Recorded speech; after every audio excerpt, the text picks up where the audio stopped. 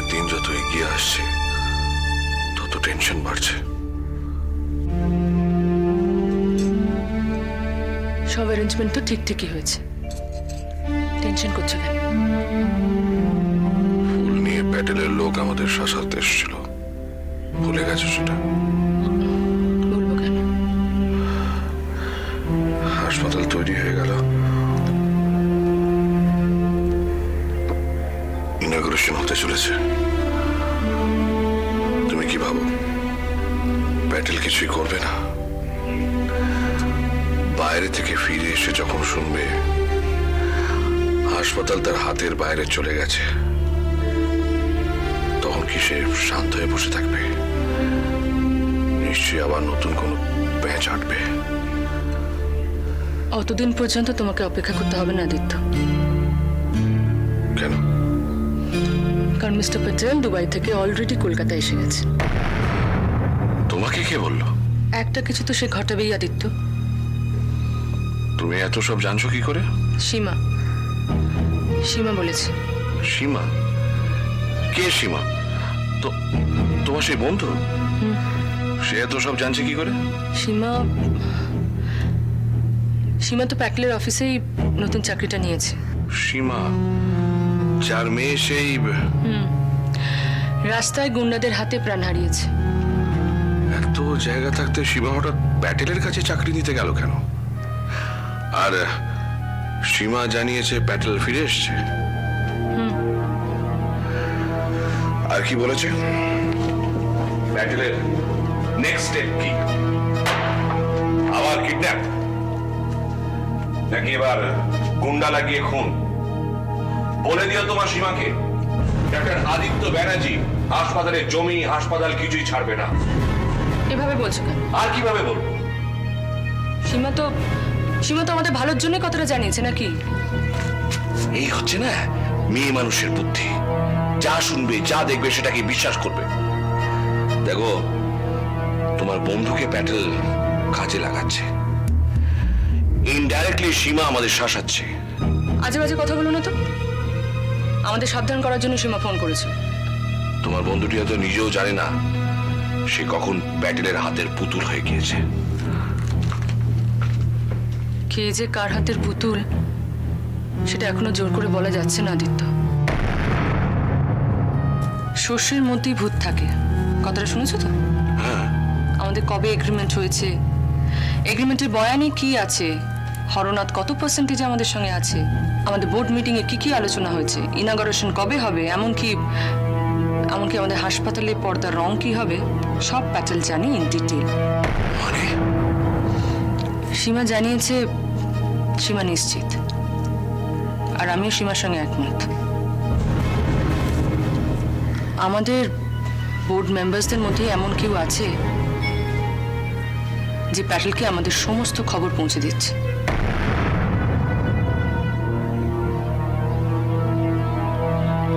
কে কে আমাদের মধ্যে থেকে প্যাটেলের সঙ্গে হাত মিলিয়েছে জানতে হবে।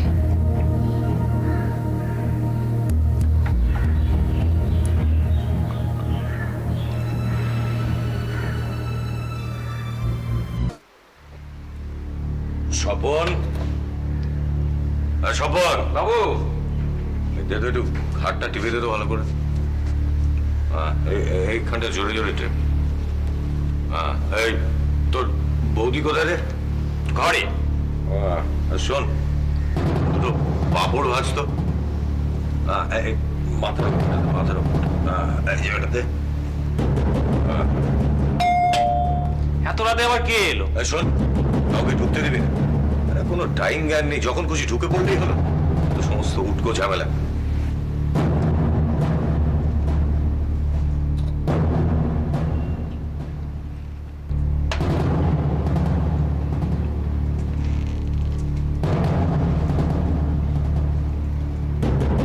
Good evening mister Shantanu.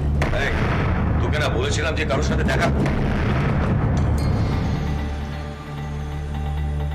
আরে আপনি এত রাত্রিরে এসে আপনাকে বিরক্ত করলাম না তো? কি বলছেন মিস্টার প্যাটেল? বিরক্ত করবেন আপনি? বুঝি সারাদিন খাটাখাটনির পর রাত্রিরে তো একটু রিল্যাক্স করতেই চাইবে।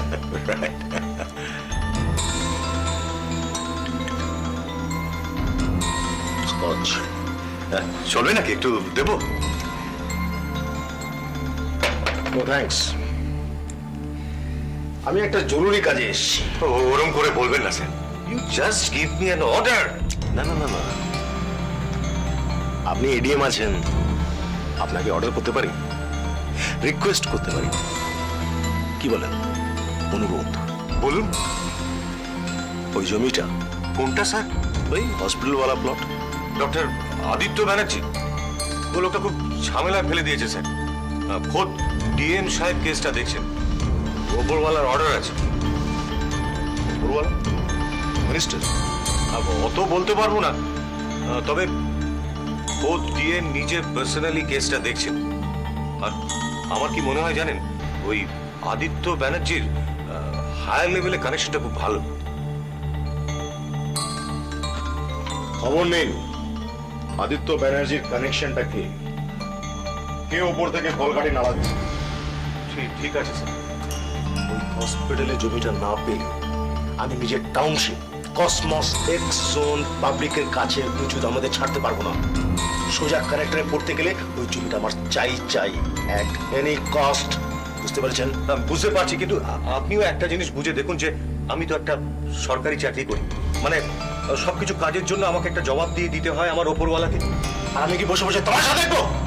দেখুন স্যার, অন্য কোনো কাজের বেলা তো কোনো অসুবিধা হয়নি, সব হয়ে গেছে, খালি এই একটা। এটাই আমার ঠিকঠাক চাই। কোনো উপায় নিশ্চয়ই আছে। সামনেই ইনোগ্রেশন, হাসপাতালের উদ্বোধনের দিনও ঠিক হয়ে গেছে। ডিএম সাহেব নিজে দাঁড়িয়ে থেকে সব দেখছেন। উনি আমার উপর স্ট্রিক্ট অর্ডার দিয়েছেন, আমি যেন দাঁড়িয়ে থেকে সমস্ত কাজ দেখাশোনা করি। বাস বাস বাস বাস, শুধু আপনি থাকলেই হবে। হসপিটালের কাজ আটকাতেই আমার এত দূর আসা। একটু বুঝুন মিস্টার সাহেব। দেখুন মিস্টার প্যাটেল, সরকারিভাবে আমি তো কিছু করতে পারবো না, আমার হাত পা বাঁধা। তবে আপনি যদি অন্যভাবে কিছু করতে চান, আমি তো আছি নাকি?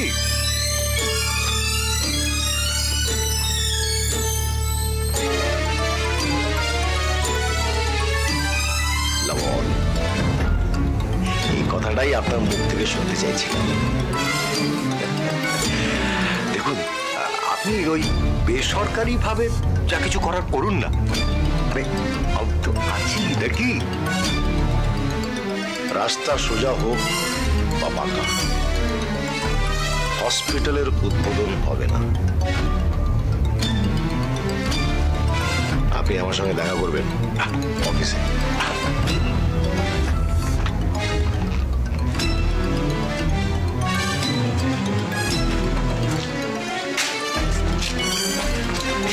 আরে আপনার চিন্তার কিছু নেই মিস্টার প্যাটেল, আপনি যখন আমার উপর ট্রাস্ট করেছেন, আপনি এগিয়ে যান।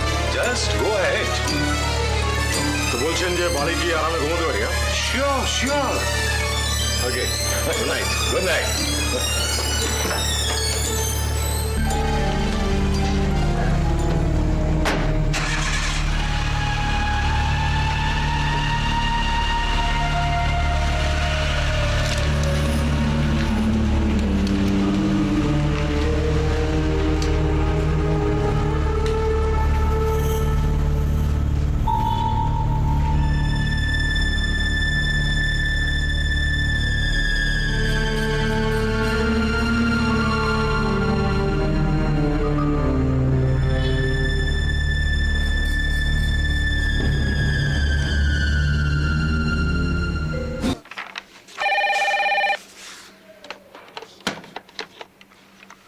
Good morning, Arindam Sen speaking. হ্যাঁ মিস্টার মুখার্জি বলুন। হ্যাঁ রেডি আছে, আপনি যখন বলবেন। ফাইন, হ্যাঁ আজকে বিকেলবেলা 5টার সময়। Fine, see you then. Have a nice day. Thank you. Mister মুখার্জির ফাইলটা কোথায়?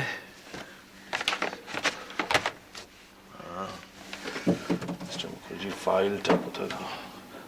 ও ইয়েস,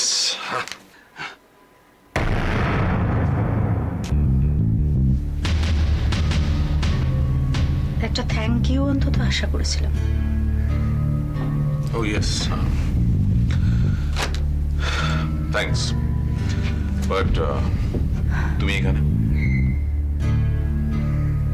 আজ কিন্তু এখানে আমি তোমার সেক্রেটারি হয়ে আসিনি অরিন্দম।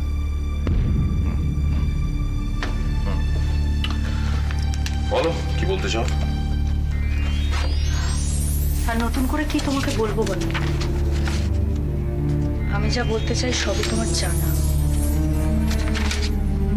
আজ আমি তোমার মতামতটা শুনতে এখানে এসেছি, ব্রাদার তোমার পুরো সিদ্ধান্তটা জানতে এসেছি। রাখি, তুমি দেখতেই পাচ্ছ আমি খুব বিজি অফিসিয়াল কাজে। আমি অপেক্ষা করছি।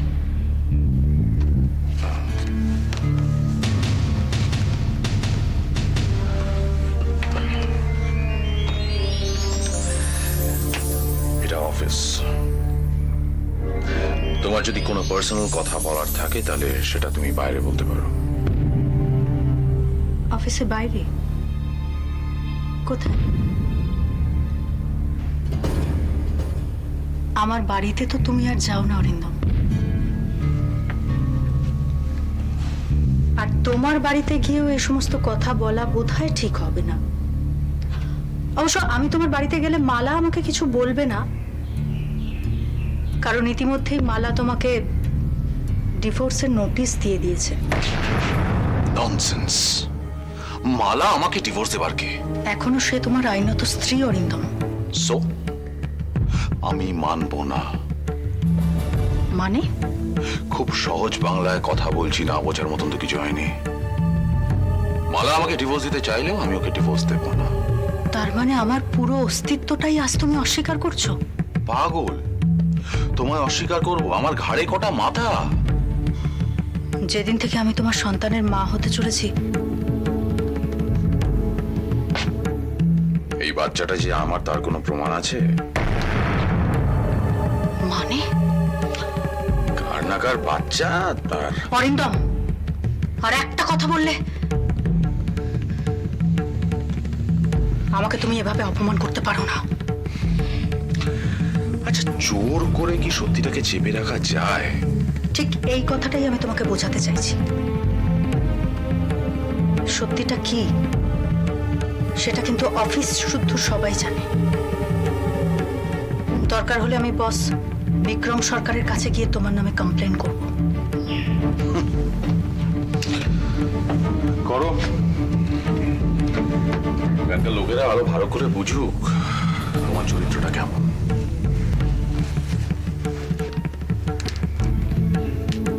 4 মাস হলো তোমার সন্তান আমার গর্ভে অরিন্দম। একমাত্র মাই বলতে পারে তার সন্তানের বাবাকে। মায়েরা বলতে পারে যদি তারা মায়ের মতন মা হয়, তাদের চরিত্র যদি ভালো হয়। আচ্ছা, রামের দোষে শ্যাম কেন ফাঁসি যাবে বলতে পারো? মালা চাইলেও মালাকে মিউচুয়াল ডিভোর্স দেবার কোনো প্রশ্নই ওঠে না। দরকার হলে আমি কন্টেস্ট করব। আমি মালার সব অভিযোগ অস্বীকার করেছি, বুঝতে পেরেছ? আমি মালার সব অভিযোগ অস্বীকার করেছি। আমি তোমাকে অস্বীকার করেছি, তোমার সন্তানের অস্তিত্ব অস্বীকার করেছি। আমি মালার কোনো দাবি মানছি না, কোনোদিন মানবো না। সন্তান কার সেটা প্রমাণ করা সময় সাপেক্ষ। এক্ষুনি সেটা প্রমাণ করা যাবে না, আর আমি প্রমাণ করতেও চাই না। আগে আমি বিক্রম সরকারের সঙ্গে কথা বলবো, তাকে গিয়ে সব জানাবো। বলবো তুমি আমার সঙ্গে কি কি করেছো। তারপর দেখবো তোমার চাকরি কি করে থাকে। তুমি আমায় ব্ল্যাকমেল করছো। ব্ল্যাকমেল কে করছে অরিন্দম? আমি না তুমি? আমি তোমাকে ভীষণ ভালোবাসি অরিন্দম, ভীষণ ভালোবাসি বলেই একদিনের জন্য আমার মনে হয়নি যে এই সন্তানকে আমি নষ্ট করে দেব। ভালো আমি তোমাকে আজও বাসি অরিন্দম, আর ভালোবাসি বলেই তোমার প্রতি নিষ্ঠুর হতে আমার একটু অসুবিধা নেই। কারণ আমি জানি আমি যেটা করছি একদম ঠিক, ভীষণ ঠিক।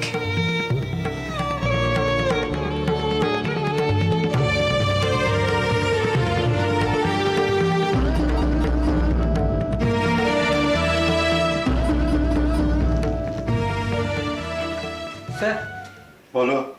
স্যার শঙ্কর চৌধুরী আপনার সঙ্গে দেখা করতে চান। ওই বললেন মিনিস্টার নরেশ দত্তের।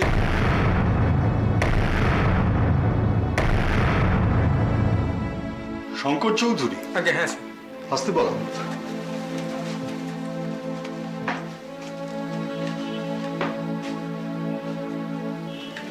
আসতে পারি? হ্যাঁ আসুন আসুন আসুন। আমি শঙ্কর চৌধুরী।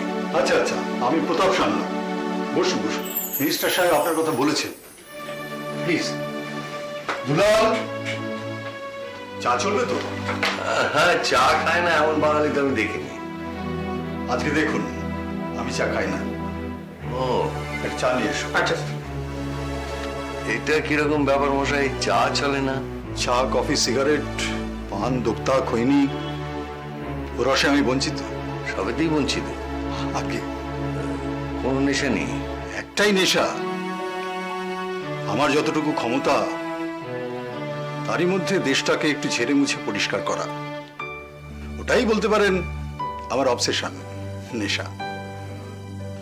এটার জন্য অনেকেই আমাকে পছন্দ করে না। কি করব বলুন, মাথা নোয়াতে তো শিখিনি। নরেশ বলছিল আপনার কথা, বলছিল ঝকঝকে তরোয়াল। স্যার আমাকে একটু বেশি স্নেহ করেন। স্যার বলে রেখেছেন আপনি আসবেন, বলুন কি করতে পারি।